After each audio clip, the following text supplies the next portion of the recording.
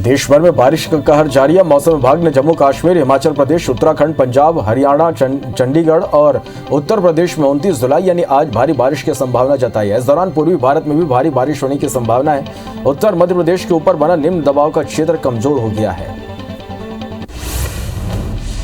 राजधानी दिल्ली के कई इलाकों में एक बार फिर से बारिश शुरू हो गई है। दिल्ली में लगातार दूसरे दिन बारिश होने से पारा कम रहा। मौसम विभाग के अधिकारियों ने बताया कि दिल्ली में मानसून के कारण एक हफ्ते तक हल्की से मध्यम बारिश हो सकती है। आज दिल्ली के लिए ऑरेंज अलर्ट जारी किया गया है। देश भर में भारी बारिश से तबाही की तस्वीरें लगातार सामने आ रही। हिमाचल, जम्मू कश्मीर में बुधवार को डराने वाले 3 मंजर सामने आए। यहां बादल फटने से 13 लोगों की मौत हो गई और 40 लापता है। बीते एक हफ्ते की बात करें तो बादल फटने और भारी बारिश के बाद लैंडस्लाइड से हुए हादसों में 122 लोगों की जान चली गई है। अमरनाथ गुफा के पास बादल फट गया, इससे भारी तबाही हुई। बीएसएफ, सीआरपीएफ और जम्मू कश्मीर पुलिस ने कैंपों को यहां नुकसान पहुंचा। हालांकि अभी तक किसी की जान जाने की खबर नहीं है। इस साल कोरोना के चलते अमरनाथ यात्रा स्थगित है। इस वजह से गुफा के आसपास लोगों की मौजूदगी नहीं थी। इस घटना का एक वीडियो भी सामने आया जिसमें बर्फ और बारिश का सैलाब नजर आ रहा है। अफगानिस्तान में जारी हिंसा के बीच तालिबान के नेताओं ने चीन के विदेश मंत्री वांग यी से मुलाकात की। इसके बाद चाइना और तालिबान की ये तस्वीर दुनिया भर में वायरल हो रही। तालिबान ने चीन को अपना भरोसेमंद दोस्त भी बताया। उनकी एक बात भी तालिबान ने मानी है। बता दें कि अमेरिका और नाटो के बलों की वापसी के बीच तालिबान और चीन के बीच हुई यह पहली अहम बैठक है। श्रीलंका ने भारत को दूसरे T20 में 4 विकेट हराकर 3 मैचों की सीरीज 1-1 से बराबर कर ली। भारत ने पहले खेलते हुए 20 ओवर में 5 विकेट पर 132 रन बनाए। जवाब में श्रीलंका ने 2 गेंद रहते 6 विकेट के नुकसान पर 133 रन बनाकर मैच अपने नाम कर लिया। मैच में भारत के तरफ से बल्लेबाजों ने निराश कर दिया।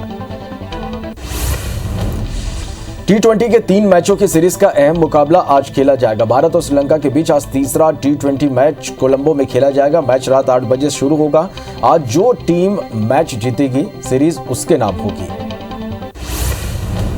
बैडमिंटन में पीवी सिंधु ने भारत की मेडल की उम्मीद को और बढ़ा दिया। पीवी सिंधु क्वार्टर फाइनल में पहुंचने में कामयाब हो गए। राउंड ऑफ 16 के मुकाबले में डेनमार्क की मिया और पीवी सिंधु ने एक तरफा जीत हासिल की। पीवी सिंधु ने 21-15 और 21-13 से राउंड ऑफ 16 का मुकाबला अपने नाम किया। इधर भारतीय पुरुष हॉकी टीम ने अर्जेंटीना को हराकर एक कदम और मेडल की तरफ बढ़ा लिया। अब भारत का मुकाबला जापान की टीम के साथ होगा। अगर भारत ये मैच जीतती है तो वो मेडल की हकदार होगी। बता दें कि इससे पहले भारतीय टीम एक मैच हार चुकी थी। ये मैच उनके लिए बेहद अहम था। आज टोक्यो ओलंपिक में बॉक्सिंग में मैरी कॉम का मुकाबला कोलंबिया की खिलाड़ी से होगा। अगर वो ये मुकाबला जीत जाती हैं तो भारत के लिए गोल्ड की उम्मीद मजबूत हो जाएगी। मैरी कॉम के लिए मुकाबला काफी कड़ा रहने वाला है। मैरी कॉम दोपहर को शुरू होगा। टोक्यो ओलंपिक में शूटिंग मुकाबले में अतानु दास ने भी क्वार्टर फाइनल में जगह बना ली। उन्होंने कोरिया के खिलाड़ी को आखिरी राउंड में हराकर जीत हासिल की। अब अतानु दास का मेडल की जंग के लिए होगा। सतीश कुमार ने जमैका के रिकार्डो ब्राउन को मुक्केबाजी में हराकर टोक्यो ओलंपिक के क्वार्टर फाइनल राउंड में जगह बना ली।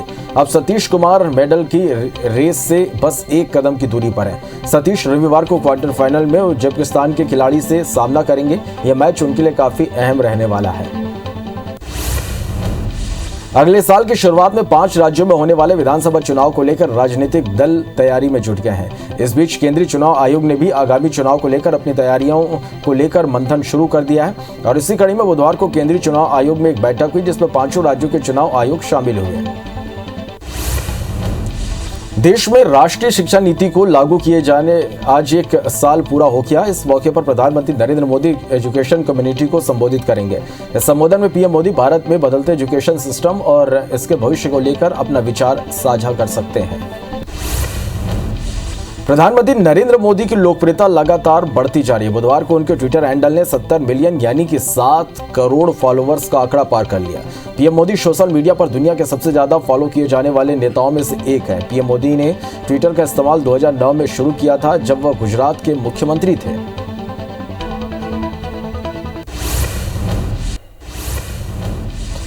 बीजेपी के राष्ट्रीय अध्यक्ष जेपी नड्डा ने बुधवार को उत्तर प्रदेश के अलग अलग क्षेत्रों के सांसदों के साथ एक बैठक की और आगामी विधानसभा चुनाव की तैयारियों और रणनीति को लेकर मंथन की। उत्तर प्रदेश के मुख्यमंत्री योगी आदित्यनाथ भी इस बैठक में शामिल हुए। नड्डा ने सभी सांसदों को अपने इलाके में यात्रा करने और आशीर्वाद यात्रा निकालने को कहा है।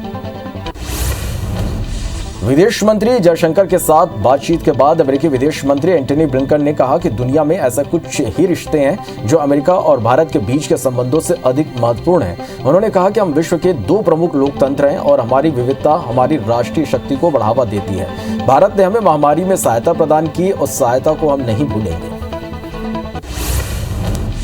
वहीं विदेश मंत्री एस जयशंकर ने कहा कि ब्लिंकन के साथ मुलाकात बेहद अहम समय में हो रही है जब प्रमुख वैश्विक क्षेत्रीय चुनौतियों से प्रभावी ढंग से निपटने की जरूरत है। हमारे द्विपक्षीय संबंध उस स्तर तक बढ़े हैं जो हमें बड़े मुद्दों से सहयोगात्मक रूप से निपटने में सक्षम बनाते हैं। उन्होंने कहा कि कोरोना का मुद्दा स्वाभाविक तौर पर विशेष प्राथमिकता में है। पश्चिम बंगाल की मुख्यमंत्री ममता बनर्जी मिशन 2024 में जुट गई हैं। उन्होंने बुधवार को कांग्रेस अध्यक्ष सोनिया गांधी से मिलने उनके आवास 10 जनपद पहुंची। सोनिया से मुलाकात के बाद ममता ने कहा कि कांग्रेस को क्षेत्रीय दलों पर और क्षेत्रीय दलों को कांग्रेस पर भरोसा करना होगा। सोनिया से मुलाकात के बाद ममता ने कहा कि कांग्रेस अध्यक्ष ने मुझे चाय पर बुलाया था, राहुल जी भी वहां मौजूद थे। हमने राजनीतिक परिस्थितियां, पेगासस और कोरोना की स्थिति और विपक्ष की एकता पर चर्चा की। यह बहुत अच्छी मुलाकात थी। मुझे लगता है कि भविष्य में इसके सकारात्मक परिणाम सामने आएंगे। ममता बनर्जी ने कहा, भाजपा बहुत मजबूत पार्टी है, विपक्ष उससे ज्यादा मजबूत होगा। उम्मीद है कि 2024 में विपक्ष इतिहास रचेगा। विपक्ष में एकता होनी चाहिए। हालांकि जब ममता से सवाल किया गया कि 2024 में विपक्ष का नेता कौन होगा तो उन्होंने सीधा जवाब नहीं दिया। दुनिया भर में कोरोना के मामले 19 करोड़ 66 लाख को पार कर गए। वहीं कोरोना से मौत का आंकड़ा 42 लाख 2 हजार के पार पहुंच गया। दुनिया भर के 17 करोड़ 80 लाख से ज्यादा मरीज कोरोना को हराकर स्वस्थ हो चुके हैं। वहीं दुनिया भर में एक्टिव मामले 1 करोड़ 43 लाख के पार पहुंच गए। हालांकि कोरोना के डेल्टा प्लस वेरिएंट ने कई देशों की चिंता बढ़ा दी है। केरल में पिछले 24 घंटे में नए केस 22,056 हो गए। इससे आंकड़ा 33 लाख 27 हजार को पार कर गया। वहीं 131 मौत से अब तक 16,458 मरीजों की मौत हो चुकी है। 17,761 मरीजों के डिस्चार्ज होने से अब तक 31 लाख 60 हजार लोग स्वस्थ हुए। हालांकि केरल में कोरोना के बढ़ते मामलों ने प्रशासन की चिंता बढ़ा दी है। मध्य प्रदेश में 11 नए केस के साथ अब तक 7,91,778 मरीज मिले हैं। वहीं एक मरीज की मौत होने से कुल आंकड़ा 10,513 हो गया। प्रदेश में 18 मरीजों के डिस्चार्ज होने से कुल आंकड़ा 7,81,135 को पार कर गया। राज्य में एक्टिव मरीजों की संख्या घटकर 130 पहुंच गई। प्रदेश में कोरोना की तीसरी लहर से बचने सारे उपाय किए जा रहे हैं। छत्तीसगढ़ में कोरोना के 164 नए केस से कुल आंकड़ा 10,01,000 के पार पहुंच गया। वहीं एक मौत से अब तक 13,520 मरीजों को अपनी जान गंवानी पड़ी। 357 मरीजों के डिस्चार्ज होने से कुल आंकड़ा 9,85,905 के पार हो गया। वहीं एक्टिव मरीजों की संख्या घटकर 2,226 रह गई। राजधानी रायपुर में 15 और जांजगीर में 18 नए मरीज मिले हैं। कोरोना से मौतों में कमी की वजह से छत्तीसगढ़ में मृत्यु दर 1.3% पहुंच गई। इससे संक्रमण दर आधा प्रतिशत रह गया। इस बीच पिछले 24 घंटे में एक मरीज की जान गई। प्रदेश में इस माह कोरोना से मौत में कमी देखी गई। 1 जुलाई से 6 मरीजों की मौत के बाद 12 जुलाई को किसी भी की जान नहीं गई। प्रदेश में पहले सप्ताह के बाद मृत्यु दर में कमी आई है। 16 जनवरी से शुरू वैक्सीनेशन अभियान के तहत देश में अब तक 44 करोड़ 61 लाख लोगों को वैक्सीन लग चुकी है। इसमें 34 करोड़ 93 लाख यानी 27.5% लोगों को पहली डोज लग चुकी है। वहीं 9 करोड़ 68 लाख यानी 7.47% लोगों को दूसरी डोज लगाई जा चुकी है। वहीं देश में रोज 1 करोड़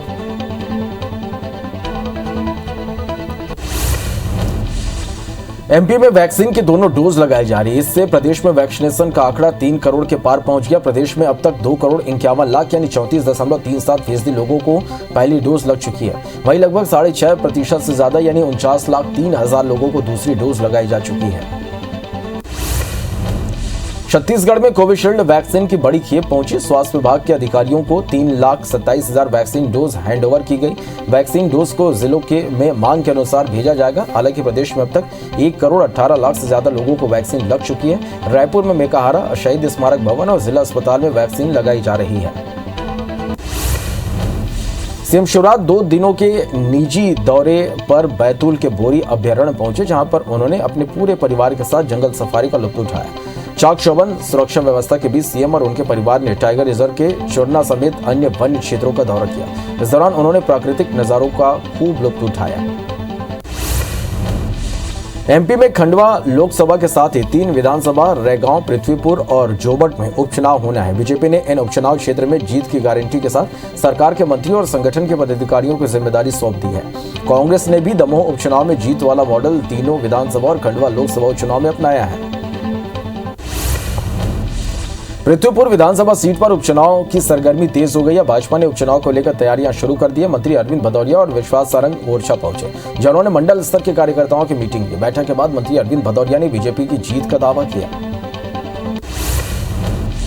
सतना के मैहर विधायक नारायण त्रिपाठी ने पत्रकार वार्ता करते हुए बड़ा बयान दिया। उन्होंने कहा कि राजनीतिक कमजोरी की वजह से महाकौशल, बुंदेलखंड और विंध्य क्षेत्र का विकास नहीं हो रहा। तीनों जगह के नेताओं का नेतृत्व कमजोर है। उन्होंने यह भी कहा कि टिकट के लालच में नेता कुछ बोल नहीं पाते। एमपी में एक बार फिर तबादलों को लेकर सियासत गर्म है। कांग्रेस ने आरोप लगाया कि मध्य प्रदेश में बीजेपी सरकार तबादला उद्योग चला रही है। तबादले के लिए सरकार ने 7 अगस्त तक तारीख तय बढ़ा दी है। इस पर बीजेपी नेता रजनीश अग्रवाल ने कहा कि कांग्रेस ने अपनी सरकार के दौरान उद्योग के रूप में तबादले किए थे। मंडला के नैनपुर क्षेत्र में के बीजेपी कार्यकर्ताओं पर वृक्षारोपण के नाम पर चंदा उगाही का आरोप जिला कांग्रेस अध्यक्ष ने लगाया। वहीं बीजेपी के जिला प्रवक्ता का कहना है कि इसकी जांच की जाएगी। यदि पार्टी का कोई व्यक्ति जिम्मेदार है तो उसके खिलाफ कार्रवाई होगी। महासमुंद के बीजेपी कार्यालय में बीजेवाईएम की जिला स्तरीय बैठक हुई। बैठक में बीजेवाईएम प्रदेश उपाध्यक्ष वैभव बैस, बीजेवाईएम जिला अध्यक्ष जशराज बाला सहित जिले के 18 मंडल के पदाधिकारी शामिल हुए। बीजेवाईएम प्रदेश उपाध्यक्ष वैभव बैस ने बताया कि बैठक में कई मुद्दों को लेकर चर्चा हुई।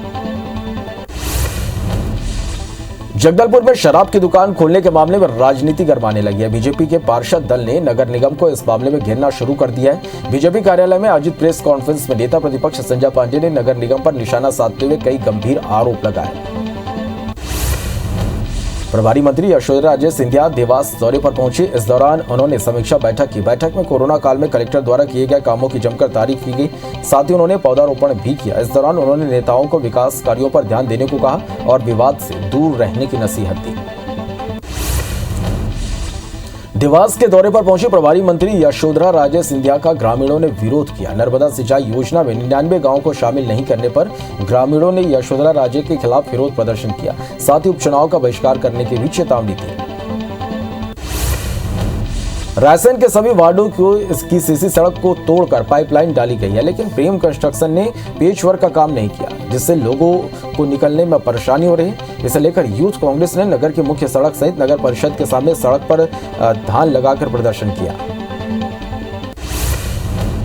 सड़क की समस्या को लेकर गोकलपुर गांव के लोगों ने देपालपुर उज्जैन मुख्य मार्ग पर चक्का जाम कर दिया और तख्तियां लिखकर चुनाव बहिष्कार करने की बात कही। चक्का जाम के चलते देपालपुर उज्जैन मार्ग पर लंबा जाम लग गया, जिसे देपालपुर पुलिस और तहसीलदार ने मौके पर पहुंचकर खुलवाया। एमपी में नगरीय निकाय चुनाव से पहले सरकार का फोकस खराब सड़कों पर है। चुनाव से पहले सरकार शहरों की खराब सड़कों को दुरुस्त करवाना चाहती है। पीडब्ल्यूडी मंत्री गोपाल भार्गव ने दावा किया कि बारिश के बाद जबलपुर में एक भी खराब सड़क नहीं मिलेगी, जिसे कांग्रेस ने चुनावी पैंतरा करार दिया है। दमोह के जबेरा जनपद पंचायत से सटे करीब 7 गांव मूलभूत सुविधाओं से वंचित है। गांव को जोड़ने वाला एकमात्र रोड दलदल में तब्दील हो चुका है, जिसे लोग जान जोखिम में डालकर पार करने को मजबूर है। वही मामले में जिला पंचायत सीईओ ने जनपद के सीईओ को सड़क का निरीक्षण कर निर्माण कार्य शुरू करने के निर्देश दिए हैं। महाकौशल इलाके में बारिश से बरगी बांध का जलस्तर बढ़ने लगा है। जल स्तर नियंत्रित करने के लिए गुरुवार सुबह 11 बजे डैम के कुछ गेट खोले जा सकते हैं। कल 1 से 1.5 लाख क्यूसेक पानी छोड़ने की संभावना है। ऐसे में बांध प्रबंधन ने तटीय क्षेत्रों में बाढ़ का अलर्ट जारी किया। बीते 4 दिनों में बरगी बांध का जलस्तर 2 मीटर तक बढ़कर खतरे के निशान तक पहुंच गया है। मध्य प्रदेश सरकार ने इस वित्तीय वर्ष में प्रॉपर्टी की रजिस्ट्री दर नहीं बढ़ाने का फैसला लिया, यानी मौजूदा कलेक्टर गाइडलाइन की दरों पर ही 31 मार्च 2022 तक संपत्तियों की रजिस्ट्री होगी। वहीं एमपी की 5000 नई जगहों पर दरें निर्धारित की जाएंगी। एमपी में मेडिकल दाखिला परीक्षा पीएमटी 2012 में हुए घोटाले मामले में सीबीआई ने बुधवार को विशेष न्यायाधीश नीतिराज सिसोदिया की अदालत में 73 लोगों के खिलाफ चार्जशीट पेश की। यह चार्जशीट पूरक चालान है। चार्जशीट में सीबीआई ने 13 नए आरोपी बनाए, जिसमें से 6 को आज कोर्ट में पेश होना था, लेकिन एक भी आरोपी कोर्ट नहीं पहुंचा।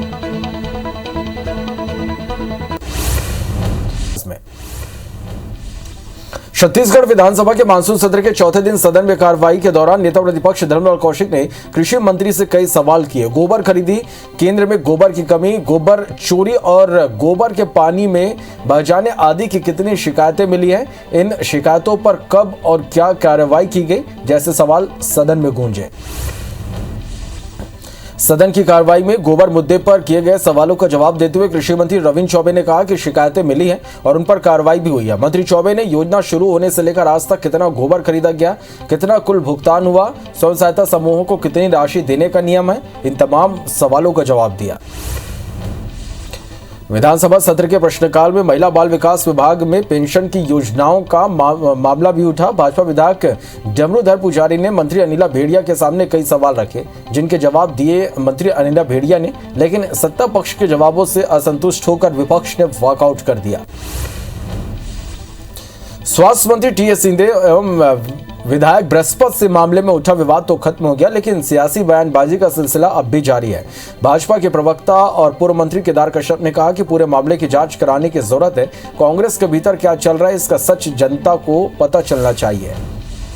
9 अगस्त से शुरू हो रहे एमपी विधानसभा के मानसून सत्र के लिए स्पीकर ने सर्वदलीय बैठक बुलाई। अध्यक्ष गिरीश गौतम का फोकस महत्वपूर्ण विषयों पर विधेयकों की चर्चा में शामिल होने को लेकर है। प्रश्नकाल में भी अधिक सवालों पर सरकार से जवाब लेने की कोशिश होगी। स्पीकर 8 अगस्त को यह बैठक करने वाले हैं। जबलपुर में अगले महीने 20 से 28 अगस्त के बीच 8 नई फ्लाइट शुरू होने वाली है। फ्लाइट शुरू होने से मुंबई, दिल्ली, हैदराबाद, इंदौर को एयर कनेक्टिविटी मिलेगी। केंद्रीय मंत्री ज्योतिरादित्य सिंधिया ने ट्वीट कर इसकी जानकारी दी। नई हवाई सेवाओं से जबलपुर के विकास को पंख मिलेगी।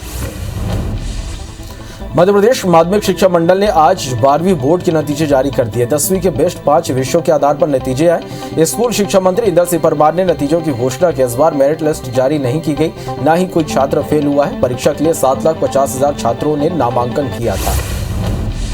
आज एमपी 12वीं के बोर्ड के नतीजे जारी कर दिए गए। रिजल्ट से असंतुष्ट छात्रों के लिए विशेष परीक्षा आयोजित की जाएगी। ये परीक्षा सितंबर में होगी। इसके लिए अगस्त में फॉर्म भरे जाएंगे। छात्र एक विषय या चाहे तो सभी विषयों की परीक्षा दे सकते हैं। एमपी हाईकोर्ट के ग्वालियर बेंच ने भतीजे से दुष्कर्म के बाद हत्या के दोषी चाचा की सजा में बदलाव किया है। कोर्ट ने उससे मरते दम तक आजीवन कारावास में बदला। इस दौरान पैरोल और जमानत के प्रावधान को भी खत्म कर दिया गया। कोर्ट ने इसे रिश्तों को तार-तार करने वाली घटना बताया। 4 जुलाई 2017 को 8 साल के मासूम से अमानवीयकृत हुआ था। मध्य प्रदेश के शासकीय कर्मचारी अधिकारी अपनी 3 सूत्रीय मांगों को लेकर आज सामूहिक अवकाश पर है, जिसका असर जबलपुर में भी देखने को मिला। जिले के 15,000 से ज्यादा अधिकारी कर्मचारी प्रदेशव्यापी सामूहिक अवकाश में शामिल रहे और दफ्तरों से बाहर अपनी मांगों को लेकर विरोध प्रदर्शन करते नजर आए। इसमें विभागों से कामकाज प्रभावित हुआ। जशपुर के टांगर गांव में शुरू हो रहे स्टील प्लांट को लेकर 4 अगस्त को जन सुनवाई होनी है, लेकिन भारी विरोध के बीच आसपास के गांव में माहौल तनावपूर्ण बना हुआ है। इस बीच स्टील प्लांट के कर्मचारी ने रैली कर रही महिलाओं पर मारपीट का आरोप लगाते हुए कांसाबेल थाने में शिकायत की। रिश्तेदार से मिलने पहुंचे कर्मचारी पर महिलाओं ने मारपीट की थी। मध्य प्रदेश के बिजली मंत्री प्रद्युम्न सिंह तोमर के गृह जिले ग्वालियर में कांग्रेस ने 30 बिजली घरों में प्रदर्शन किया। कांग्रेस ने लोगों ने बारिश में बैठकर बिजली मंत्री के खिलाफ प्रदर्शन किया। कोरोना काल में आए बिजली बिल को माफ करने की मांग की गई। वहीं अघोषित बिजली कटौती बंद करने को लेकर लामबंद दिखे। दिल्ली में कृषि कानूनों के विरोध में किसानों का आंदोलन जारी है। वहीं आज नए कृषि कानूनों के विरोध में कांग्रेस के सांसदों ने संसद परिसर में गांधी प्रतिमा के सामने प्रदर्शन किया और कृषि कानूनों को वापस लेने की मांग की। इस दौरान कांग्रेसी सांसदों ने सेव फार्मर्स सेव इंडिया के नारे लगाए। देश की राजधानी दिल्ली में आज दिल्ली कांग्रेस ने जमकर प्रदर्शन किया। यह प्रदर्शन डीटीसी बसों की खरीद को लेकर किया गया। कांग्रेसी दिल्ली सरकार के खिलाफ प्रदर्शन के लिए सिविल लाइन इलाके पहुंचे। प्रदर्शन के दौरान बड़ी संख्या में पुलिस बल तैनात रही। तेल की बढ़ती कीमतों को लेकर कांग्रेस नेता और सांसद रिपुन बोरा साइकिल चलाकर पार्लियामेंट पहुंचे। उन्होंने कहा कि तेल की बड़ी कीमतों से लोग परेशान हैं। इसे सभी विपक्षी दल संसद में चर्चा करना चाहते हैं। हर दिन संसद को स्थगित किया जा रहा है। लोकसभा की कार्रवाई कल तक के लिए स्थगित कर दी गई है। सदन में विपक्ष की ओर से लगातार हंगामे के बीच लोकसभा की कार्रवाई स्थगित की गई है। बता दें कि संसद के दोनों सदनों में विपक्ष लगातार पेगासस मामले, नए कृषि कानून और महंगाई के मुद्दे पर सरकार को घेर रहा। वहीं सत्ता पक्ष की ओर से इन मुद्दों पर स्पष्ट जवाब नहीं आया है। असम और मिजोरम के बीच हुए खूनी संघर्ष के बाद तनाव काफी बढ़ा हुआ है। केंद्र सरकार की मध्यस्थता के बाद भी दोनों राज्यों के बीच रिश्ते सामान्य नहीं हो पाए और यही नहीं, असम की ओर से हाईवे को रोक दिया गया है, जिसके चलते मिजोरम को जरूरी चीजों की सप्लाई भी बाधित हो रही है। तो वहीं असम में भी कुछ ऐसे ही दिक्कतों का सामना करना पड़ रहा है। पाकिस्तान के प्रधानमंत्री इमरान खान ने तालिबानियों को सामान्य नागरिक बताया। इतना ही नहीं, उन्होंने अफगानिस्तान को बर्बाद करने के लिए अमेरिका को जिम्मेदार ठहराया। एक सवाल के जवाब में इमरान ने बताया कि अफगानिस्तानी सेना पूरी तरह से सक्षम है। आगे इमरान ने कहा कि अफगानिस्तान की समस्या का समाधान युद्ध नहीं बल्कि राजनीतिक समझौते से संभव है। अफगानिस्तान में जारी हिंसा के बीच तालिबान के नेताओं ने चीन के विदेश मंत्री वांग यी से मुलाकात की, जिसके बाद चाइना और तालिबान की ये तस्वीर दुनिया भर में वायरल हो रही। तालिबान ने चीन को अपना भरोसेमंद दोस्त भी बताया। उनकी एक बात भी तालिबान ने मानी है। बता दें कि अमेरिका और नाटो के बलों की वापसी के बीच तालिबान और चीन के बीच हुई यह पहली अहम बैठक है। प्रधानमंत्री नरेंद्र मोदी की लोकप्रियता लगातार बढ़ती जा रही है। बुधवार को उनके ट्विटर हैंडल ने 70 मिलियन यानी कि 7 करोड़ फॉलोअर्स का आंकड़ा पार कर लिया। पीएम मोदी सोशल मीडिया पर दुनिया के सबसे ज्यादा फॉलो किए जाने वाले नेता में से एक है। पीएम मोदी ने ट्विटर का इस्तेमाल 2009 में शुरू किया था, जब वो गुजरात के मुख्यमंत्री थे। राहुल गांधी और प्रियंका गांधी के साथ मुलाकातों और एक अहम बैठक के बाद सियासी गलियारों में प्रशांत किशोर के कांग्रेस में शामिल होने को लेकर अटकलों का बाजार गर्म है। सूत्रों की माने तो राहुल गांधी ने एक बैठक कर प्रशांत किशोर को कांग्रेस में शामिल करने के लिए पार्टी नेताओं से राय मांगी है। कांग्रेस के पूर्व अध्यक्ष राहुल गांधी ने गुरुवार को केंद्र सरकार पर विपक्ष को अपना काम नहीं करने देने का आरोप लगाया। उन्होंने कहा कि संसद का समय बर्बाद नहीं किया जाए, महंगाई, किसानों और पेगासस पर चर्चा होनी चाहिए। राहुल गांधी ने ट्वीट करते हुए केंद्र सरकार को जमकर घेरा। जम्मू कश्मीर के किश्तवाड़ा के हुंजर में बादल फटने से भारी नुकसान हुआ। इस हादसे में 7 लोगों की मौत हो गई, 12 लोग घायल हुए हैं, तो वहीं 19 लोग अभी भी लापता हैं। बताया जा रहा है कि अचानक से सैलाब आया, जिसमें 4 से 5 मकान बर्बाद हो गए। लोगों का कहना है कि जो लोग बच गए, सरकार उन्हें यहां से निकाले। उत्तराखंड में भूस्खलन के चलते उत्तराकाशी हाईवे अस्थायी तौर पर बंद है। बॉर्डर रोड ऑर्गेनाइजेशन ने अधिकारी ने बताया कि हम स्थानीय लोगों को सुरक्षित जगहों पर पहुंचा रहे हैं। बीआरओ द्वारा सड़क पर गिरे मलबे को हटाकर राजमार्ग को सुचारू किया जा रहा है। उत्तर प्रदेश के प्रयागराज में भारी बारिश से गंगा नदी का जलस्तर बढ़ने लगा है। जलस्तर बढ़ने से आसपास रहने वाले लोग सुरक्षित जगहों पर जा रहे हैं। गंगा में जलस्तर कल से बहुत तेजी से बढ़ रहा है। कानपुर में भी गंगा नदी में 1 लाख क्यूसेक पानी छोड़ा गया। इधर लोगों को सुरक्षित जगहों पर भेजने का काम शुरू हो गया है। जम्मू कश्मीर में भारी बारिश का सिलसिला जारी है। लगातार हुई बारिश से राजौरी में नदी का जलस्तर तेजी से बढ़ रहा है। जम्मू कश्मीर के उधमपुर में भी जोरदार बारिश हुई, जिसकी वजह से नदियों का जलस्तर लगातार बढ़ रहा है। T20 के 3 मैचों की सीरीज का अहम मुकाबला आज खेला जाएगा। भारत और श्रीलंका के बीच आज तीसरा T20 मैच कोलंबो में खेला जाएगा। मैच रात 8 बजे शुरू होगा। आज जो टीम मैच जीतेगी, सीरीज उसके नाम होगी।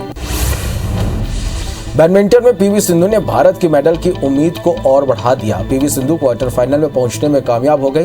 राउंड ऑफ 16 के मुकाबले में डेनमार्क की मिया पर पीवी सिंधु ने एक तरफा जीत हासिल की। पीवी सिंधु ने 21-15 और 21-13 से राउंड ऑफ 16 का मुकाबला अपने नाम कर लिया।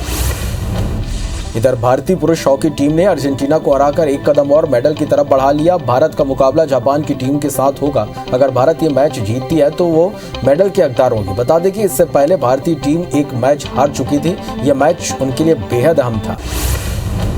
आज टोक्यो ओलंपिक में बॉक्सिंग में मैरी कॉम का मुकाबला कोलंबिया की खिलाड़ी से होगा। अगर वो ये मुकाबला जीत जाती हैं तो भारत के लिए गोल्ड की उम्मीद और मजबूत हो जाएगी। मैरी कॉम के लिए मुकाबला काफी कड़ा रहने वाला है। मुकाबला दोपहर शुरू होगा। टोक्यो ओलंपिक में शूटिंग मुकाबले में अतानु दास ने भी क्वार्टर फाइनल में जगह बना ली। उन्होंने कोरिया के खिलाड़ी को आखिरी राउंड में हराकर जीत हासिल की। अब अतानु दास का मेडल के लिए जंग होगा। सतीश कुमार ने जमैका के रिकार्डो ब्राउन को मुक्केबाजी में हराकर टोक्यो ओलंपिक के क्वार्टर फाइनल राउंड में जगह बना ली। अब सतीश कुमार मेडल की रेस में बस एक कदम की दूरी पर हैं। सतीश रविवार को क्वार्टर फाइनल में उज्बेकिस्तान के खिलाड़ी से सामना करेंगे। ये मैच उनके लिए काफी अहम रहने वाला है। दुनिया भर में कोरोना के मामले 19 करोड़ 66 लाख को पार कर गए। वहीं कोरोना से मौत का आंकड़ा 42 लाख 2 हजार के पार पहुंच गया। दुनिया भर के 17 करोड़ 80 लाख से ज्यादा मरीज कोरोना को हराकर स्वस्थ हो चुके। वहीं दुनिया भर में एक्टिव मामले 1 करोड़ 43 लाख के पार पहुंच गए। हालांकि कोरोना के डेल्टा प्लस वेरिएंट ने कई देशों में चिंता बढ़ा दी है। केरल में पिछले 24 घंटे में नए केस 22,056 हो गए। इससे आंकड़ा 33,27,000 को पार कर गया। वहीं 131 मौत से अब तक 16,458 मरीजों की मौत हो चुकी है। 17,761 मरीजों के डिस्चार्ज होने से अब तक 31,60,000 लोग स्वस्थ हुए। हालांकि केरल में कोरोना के चलते बढ़ते मामलों को लेकर प्रशासन अलर्ट है। मध्य प्रदेश में 11 नए केस के साथ अब तक 7,91,778 मरीज मिले हैं। वहीं एक मरीज की मौत होने से कुल आंकड़ा 10,513 हो गया। प्रदेश में 18 मरीजों के डिस्चार्ज होने से कुल आंकड़ा 7,81,135 को पार कर गया। राज्य में एक्टिव मरीजों की संख्या घटकर 130 पहुंच गई। प्रदेश में कोरोना की तीसरी लहर से बचने के सारे उपाय किए जा रहे हैं। छत्तीसगढ़ में कोरोना के 164 नए केस से कुल आंकड़ा 10,01,000 के पार पहुंच गए। वहीं एक मौत से अब तक 13,520 मरीज अपनी जान गंवा चुके हैं। 357 मरीजों के डिस्चार्ज होने से कुल आंकड़ा 9,85,905 के पार हो गया। वहीं एक्टिव मरीजों की संख्या घटकर 2,226 रह गई है। राजधानी रायपुर में 15 और जांजगीर में 18 नए मरीज मिले हैं। कोरोना से मौतों में कमी की वजह से छत्तीसगढ़ में मृत्यु दर 1.3% पहुंच गई है। इससे संक्रमण दर आधा प्रतिशत रह गई। इस बीच पिछले 24 घंटे में एक मरीज की जान गई है। प्रदेश में इस माह कोरोना से मौत में कमी देखी गई। 1 जुलाई को 6 मरीजों की मौत के बाद 12 जुलाई को किसी की भी जान नहीं गई। प्रदेश में पहले सप्ताह के बाद मृत्यु दर में कमी आई है। 16 जनवरी से शुरू वैक्सीनेशन अभियान के तहत देश में अब तक 44 करोड़ 61 लाख लोगों को वैक्सीन लग चुकी है। इसमें 34 करोड़ 93 लाख यानी 27.5% लोगों को पहली डोज लग चुकी है। वहीं 9 करोड़ 68 लाख यानी 7.47% लोगों को दूसरी डोज लगाई जा चुकी है। वहीं देश में रोजाना 1 करोड़ वैक्सीनेशन का लक्ष्य रखा गया है। एमपी में वैक्सीन की दोनों डोज लगाई जा रही है। इसमें प्रदेश में वैक्सीनेशन का आंकड़ा 3 करोड़ के पार पहुंच गया। प्रदेश में अब तक 2 करोड़ 51 लाख यानी 34.37% लोगों को पहली डोज लग चुकी है। वहीं लगभग 6.5% से ज्यादा यानी 49,03,000 लोगों को दूसरी डोज लगाई जा चुकी है। छत्तीसगढ़ में कोविशील्ड वैक्सीन की बड़ी खेप पहुंची। स्वास्थ्य विभाग के अधिकारियों को 3,27,000 वैक्सीन डोज हैंडओवर की गई। वैक्सीन डोज को जिलों में मांग के अनुसार भेजा जाएगा। हालांकि प्रदेश में अब तक 1 करोड़ 18 लाख से ज्यादा लोगों को वैक्सीन लग चुकी है। रायपुर में मेकाहारा, शहीद स्मारक भवन और जिला अस्पतालों में वैक्सीन लगाई जा रही है। कोरोना महामारी की आशंका के बीच केरल में तेजी से संक्रमण के मामलों में इजाफा हो रहा। कोरोना संक्रमण पर काबू पाने के लिए केरल सरकार ने 31 जुलाई और 1 अगस्त को राज्य में संपूर्ण लॉकडाउन लगाने का ऐलान कर दिया है। वहीं केंद्र ने विशेषज्ञों की एक टीम को भी केरल भेजा है, जो वहां के हालातों पर केंद्र को रिपोर्ट सौंपेगी। केरल में बढ़ रहे केस पर केंद्रीय मंत्री मुख्तार अब्बास नकवी ने कहा कि अफसोस की बात यह है कि केरल में कोरोना के मामलों में लगातार बढ़ोतरी हो रही है। केरल में कोरोना अब बढ़ेगा तो उसके आसपास के इलाकों में भी बढ़ेगा। केंद्र सरकार केरल की पूरी मदद करेगी। कोरोना की जांच के लिए कई बार स्वाब सैंपल देना भी ब्लैक फंगस की बड़ी वजह हो सकती है। दिल्ली एम्स में हाल ही में हुए एक अध्ययन में यह चौंकाने वाली जानकारी सामने आई है। शोधकर्ताओं का कहना है कि सैंपल लेते वक्त स्वाब को नाक में घुमाने से फंगस और अन्य बैक्टीरिया को शरीर में घुसने से रोकने वाली म्यूकोसा चोटिल हो सकती है। इससे ब्लैक फंगस का संक्रमण होने का खतरा बढ़ सकता है। कोविड नियम का पता लगाने दतिया कलेक्टर संजय कुमार अपना भेष बदलकर शहर की दुकानों पर पहुंचे और लापरवाह दुकानदारों की वीडियोग्राफी की। वे देहाती अंदाज में कोविड नियमों के उल्लंघन की वीडियोग्राफी करते रहे। उन्होंने बताया कि नियम नहीं मानने वालों को जुर्माना लगाया जाएगा। कलेक्टर ने आम लोगों से भी मास्क लगाने की अपील की। कबीरधाम जिले के बोरडा इलाके में घर के पास बने झिरिया में डूबने से 2 बच्चों की मौत हो गई। बोंदा गांव में यह घटना कल शाम को हुई। बच्चे घर के बाहर खेलते झिरिया के पास चले गए। देर शाम जब परिजन खेत से घर पहुंचे और बच्चे नहीं मिले तो पास पड़ोस में पता किया गया और कुछ देर बाद घर के पास बने झिरिया में दोनों बच्चों की लाश तैरती हुई मिली। भानुप्रतापपुर डिवीजन के कोकड़े गांव में नया पोल लगाते समय ठेकेदार और लाइनमैन की लापरवाही से एक युवक की मौत हो गई। मिली जानकारी के अनुसार टूटे हुए पुराने पोल को हटाकर नया पोल लगाने का काम किया जा रहा था और काम के दौरान लाइट को बंद और चालू करना था, लेकिन ठेकेदार और लाइनमैन की लापरवाही से लाइन को समय रहते नहीं काटा गया। सारंगगढ़ के नवापारा इलाके में बेटे ने फावड़े से वार कर अपने पिता की हत्या कर दी। बताया जा रहा है कि आए दिन दोनों के बीच विवाद होता था, जिसके चलते आवेश में आकर आरोपी ने घटना को अंजाम दिया। वहीं घटना की सूचना मिलने पर सारंगगढ़ पुलिस ने आरोपी को गिरफ्तार कर लिया है। सागर के गोपालगंज थाना क्षेत्र के शुक्रवारी वार्ड में पुरानी रंजिश के चलते पूर्व पार्षद के बेटे की गोली मारकर हत्या कर दी गई। फिलहाल पुलिस ने आरोपी के खिलाफ केस दर्ज कर उसकी तलाश शुरू कर दी है। जांजगीर चांपा के अर्जुनी में बीच रोड पर खड़ी खराब हाईवा से ट्रक टकरा गया। तेज रफ्तार ट्रक होने से ट्रक के सामने का हिस्सा क्षतिग्रस्त हो गया और ड्राइवर की मौके पर ही मौत हो गई, जबकि हेल्पर बाल बाल बच गया। ट्रक के कैबिन में फंसे ड्राइवर को काफी मशक्कत के बाद बाहर निकाला गया। रायपुर के उरला थाना इलाके में चलती कार से एक युवती को फेंक दिया गया और कार सवार मौके से फरार हो गए। फिलहाल घायल अवस्था में युवती को मेकाहारा अस्पताल में भर्ती कराया गया। पुलिस ने युवती से गैंगरेप या अपहरण की आशंका जताई है। रायपुर के माना में तेंदुए के खाल के साथ पुलिस ने 2 तस्करों को गिरफ्तार किया है। टेमरी चौक पर रायपुर के निखिल कुमार और सरसीवा के मनीष कुमार को पकड़ा। दोनों के पास से ब्रीफकेस में तेंदुए की खाल जब्त की गई। गैंग सरगना मनोज कुशवाहा ने खाल को 5 लाख में बेचने को कहा था। पुलिस ने मामला दर्ज कर तीसरे आरोपी की तलाश शुरू कर दी है। धमतरी में झाड़ फूक से पैसा 4 गुना करने का झांसा देकर एक व्यक्ति से 10 लाख की धोखाधड़ी हुई। अर्जुनी पुलिस के मुताबिक अरुण साहू ने संतोष विश्वकर्मा नामक बाबा से 10 लाख रुपए की ठगी किया। मामले में पुलिस ने 2 अन्य आरोपियों को गिरफ्तार किया, जबकि मुख्य आरोपी की तलाश की जा रही है।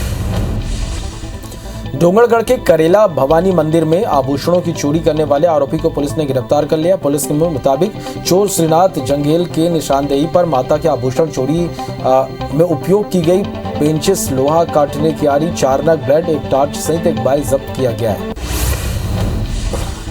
रीवा में बच्चियों की सुरक्षा के लिए बनाया गया वन स्टॉप सेंटर में लापरवाही सामने आ रही। दरअसल सेंटर में एक महिला कर्मचारी की बच्ची से मारपीट करते सीसीटीवी फुटेज सामने आया। इसे लेकर कलेक्टर ने जांच के आदेश दिए हैं। साथ ही कर्मचारी की वेतन वृद्धि रोकने का भी आदेश जारी किया गया है। मुरैना के कोतवाली थाने के शिवाजीगंज के पास नशे में धुत हवलदार ने मिठाई दुकान में जमकर उत्पात मचाया। दुकानदार ने विरोध किया तो उसके साथ जमकर मारपीट की गई, जो सीसीटीवी कैमरे में कैद हो गई। मामला बढ़ा तो पुलिस ने प्रधान आरक्षक के खिलाफ एफआईआर दर्ज की। इधर एसपी ने हवलदार को सस्पेंड कर दिया। कवर्धा के भरेवा पूरन की महिला सरपंच ने पंचायत सचिव पर फर्जी तरीके से 3 लाख से ज्यादा राशि निकालने का आरोप लगाया। साथ ही इसकी शिकायत कलेक्टर जिला पंचायत सेमो से करते हुए सचिव को पद से हटाने की मांग की। वही मामले में जिला पंचायत जांच के बाद कार्रवाई की बात कह रहा है। एमपी के सबसे बड़े सरकारी एमवाई अस्पताल से एक बार फिर शर्मसार करने वाली घटना सामने है। ताजा मामला महिला मरीज के साथ छेड़छाड़ का है। अस्पताल प्रबंधन के मुताबिक छेड़छाड़ से जुड़ी शिकायत मिली है, लेकिन इस घटना को अस्पताल के नहीं बल्कि बाहरी शख्स ने अंजाम दिया। पूरे मामले की जांच की जा रही है। बालोद जिले के गुंडरदेही के सानौद गांव में 350 बोरी यूरिया से भरा ट्रक रोका गया। ट्रक अर्जुंदा से धमतरी जा रहा था। किसानों और भाजपा नेताओं ने कालाबाजारी के शक में घेराबंदी की। ट्रक चालक के पास खाद से जुड़े कोई दस्तावेज नहीं मिले। लोगों की शिकायत पर कृषि विभाग ने जांच शुरू कर दिया। खाद की कीमत लगभग 91,000 रुपए बताई जा रही है। रतनपुर क्षेत्र में सड़क हादसे में एक हिरण की मौत हो गई। इस हादसे में हिरण के पेट के पास चोट लगी। दुर्घटना को अंजाम देने के बाद वाहन समेत चालक फरार हो गया। बाद में ग्रामीणों की नजर हिरण पर पड़ी, तभी गांव वालों की सूचना पर वन विभाग की टीम मौके पर पहुंची और जांच शुरू कर दी गई। जशपुर के तपकरा में जमुना गांव में हाथियों ने 4 घरों को क्षतिग्रस्त कर अनाज को चट कर दिया। इस दौरान बरकसा पाली बचाव कार्य में लगे वन कर्मियों को जान बचाकर यहां पर भागना पड़ा। तपकरा इलाके में कुल 16 हाथियों ने ग्रामीणों की मुश्किलें बढ़ा दी हैं। बीते 3 दिनों से शाम होती हाथी जमुना, ठोरी और बरकसपाली गांव पहुंचकर घर के साथ फसल को भी यहां नुकसान पहुंचा रहे हैं। गौरेला पेंड्रा मरवाई जिले के कोटा विधानसभा के रिगवार गांव की पहुंच मार्ग अभी भी पक्की नहीं बन पाई है। गांव के लोग अभी भी पक्की सड़क जैसी मूलभूत सुविधाओं से जूझ रहे हैं, जिसकी शिकायत ग्रामीण कई बार कर चुके हैं। इसके बावजूद स्थिति जस की तस है। आधुनिक युग में भी बलरामपुर में कई ऐसे गांव हैं जहां लोग मूलभूत सुविधाओं के लिए तरस रहे हैं। वाड्रप नगर जनपद पंचायत का एक ऐसा ही गांव बिशकुड़ा है, जहां साल 1992 में भूख से जब मौत हुई थी तो पीएम को यहां आना पड़ा और फिर खाद्यान्न सुरक्षा योजना बनाई गई। अब लोगों को राशन तो मिल रहा है, लेकिन पानी के लिए लोग अब भी तरस रहे हैं। बलरामपुर में 4 दिनों से लगातार हो रही बरसात से जनजीवन अस्त व्यस्त हो गया। लगातार हो रही बारिश से खेतों में पानी भर गया। इससे किसानों को रोपाई के लिए काफी सुविधा भी हो रही है। किसान खुश हैं। वहीं नदी नालों में भी पानी भर गया, जिससे लोगों को आने जाने में परेशानी हो रही है। छत्तीसगढ़ के सूरजपुर जिले में बीते 3 दिनों से लगातार बारिश से किसानों के चेहरों में खुशी छा गई है। वहीं ओड़गी ब्लॉक के बिहारपुर, कुप्पा जैसे इलाकों में पुल पुलिया जलमग्न हो गए। यहाँ प्रतापपुर अंबिकापुर स्थित केरता रपटा पुल के ऊपर से पानी बहने से आवागमन बाधित हो गया। इसके चलते ग्रामीणों को काफी परेशानी हो रही है। बलरामपुर के राजपुर जनपद के परसवार में उफनती नदी को पार कराने में प्रशासन आगे आया है। ग्रामीणों को नदी पार करने के लिए नाव उपलब्ध कराई गई। ग्रामीणों ने खुशी जाहिर करते हुए पूजा पाठ कर नाव को नदी में उतारा। बता दें कि नदी में ग्रामीण पुल बनाने की मांग कर रहे हैं। इससे पहले गाड़ी के ट्यूब के सहारे ग्रामीण नदी पार कर रहे थे। देवास के कन्नौद में स्थित ख्यूनी अभयारण्य में 7 से 8 बाघ इसकी शोभा बढ़ा रहे हैं। वन विभाग के अनुसार यहां बाघ नेचुरल तौर पर निवास करते हैं। इसी कारण 134 स्क्वायर किलोमीटर क्षेत्र में विकसित किया गया। यहां का अधिकांश बाघ सागौन के वनों से छाया हुआ है। अभयारण्य में बाघों पर टैपिंग कैमरे से नजर रखी जा रही है। दिल्ली में सीएम शिवराज सिंह चौहान ने केंद्रीय कृषि मंत्री नरेंद्र सिंह तोमर से मुलाकात की। इस दौरान उन्होंने मध्य प्रदेश में कृषि विभाग के कामकाज को लेकर मंत्री तोमर से चर्चा की। वहीं दोनों के बीच मध्य प्रदेश के राजनीतिक मुद्दों को लेकर भी चर्चा हुई। इटली में बारिश का कहर जारी है। यहां आसमान से बर्फ के ओले गिरे, जिससे लोगों की गाड़ियों के कांच टूट गए। खबर के मुताबिक मिलान और नेपल्स के बीच तेज बारिश हो रही थी। बारिश इतनी तेज थी कि गाड़ियां हाईवे पर रुक गईं, जिसके वीडियो शेयर किए गए हैं। इसमें आसमान से बड़े ओले गिर रहे हैं और लोगों की गाड़ियों के कांच टूटते दिखाई दे रहे हैं।